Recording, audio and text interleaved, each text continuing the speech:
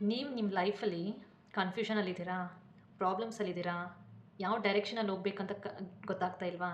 ಹಂಗಾದರೆ ಇಲ್ಲಿದೆ ಒಂದು ಸಿಂಪಲ್ ಸಲ್ಯೂಷನ್. ಒಂದು method, no phone, no talking, just 30 minutes a day, only silence. ಆ ಸೈಲೆನ್ಸೇ ನಿಮಗೆ ಆನ್ಸರ್ಸ್ ಹುಡ್ಕೊಬಂದು ಕೊಡುತ್ತೆ. ಅಂತಹ ಪವರ್ಫುಲ್ ಟೆಕ್ನಿಕ್ ಈ ಟೆಕ್ನಿಕ್. ಅದೇ ಬ್ರೈನ್ ಟ್ರೇಸಿ ಅವ್ರು ಹೇಳ್ತಾರೆ, the answers are within you ಅಂತ.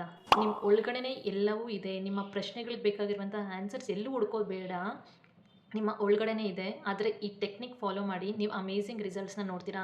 ನಿಮ್ಮ ಸೈಲೆನ್ಸೇ ನಿಮಗೆ ಆನ್ಸರ್ಸ್ ಹುಡ್ಕೊಬಂದು ಕೊಡುತ್ತೆ ಅಂತ ಹೇಳ್ತಾರೆ. ಹೌ ಬ್ಯೂಟಿಫುಲ್ ಅಲ್ವಾ? ಅಂದರೆ ಈ ಟೆಕ್ನಿಕ್ ಹೆಸರೇ ದ 30 ಮಿನಿಟ್ ಸೈಲೆನ್ಸ್ ಟೆಕ್ನಿಕ್ ಅಂತ. ಇದು ತುಂಬ ಪವರ್ಫುಲ್ ಟೆಕ್ನಿಕ್. ಇದು ಎಷ್ಟೋ ಜನ ಅವ್ರ ಲೈಫಲ್ಲಿ 100%ಅಲ್ಲಿ ನಮ್ಮ ಸೊಸೈಟಿಯಲ್ಲಿ 94%, 95% ಟು 96% ಈ ಟೆಕ್ನಿಕ್ನ ಸ್ಕಿಪ್ ಮಾಡ್ತಾರಂತೆ, ಕಷ್ಟ ಅಂತ. ಯಾಕೆ ಗೊತ್ತಾ?